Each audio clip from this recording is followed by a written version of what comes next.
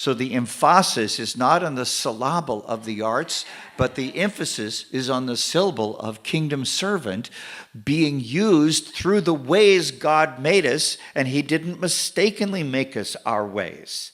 I just want to remind you of something that Dallas Willard said to affirm you as artistic kingdom servants. He said sometimes, and if you don't know who Dallas Willard is, he's gone to heaven now, but he's a philosopher and theologian, head of the one time the philosophy department at USC, but he is a marvelous person, particularly dealing with the deeper walk with the Lord, and he and Richard Foster have done a number of things. But he said sometimes important things can be presented in literature and art that cannot be effectively presented in any other way.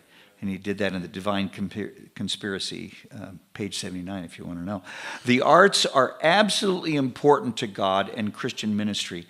And as our gathering comes to a close, that is what God wants you to know, to feel, and experience. Some of you have been with me, and you've heard this before, but I want to remind you, you are not strange. You're actually beautiful. You are not crazy. You're passionate. You are not eccentric. You are unique. You are not bizarre. You are imaginative. You are not rebellious. You are innovative. And frankly, part of my job is to help communicate to church, mission, and academic leadership those realities.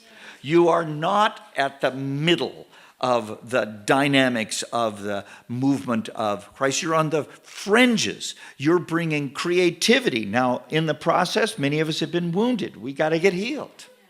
In the process, we have been hurt. You've got to develop a spirit of forgiveness. You've got to develop not looking to others for your affirmation. And how many times do innovatives and artistic people literally, drug themselves to death because even though they have much acclaim, they are still ravaged by this sense of a need for affirmation. I mean, you are going to have to grow deeper in your walk with the Lord. I'll say it again probably some point in these comments, but you cannot take anybody publicly where you have not been privately.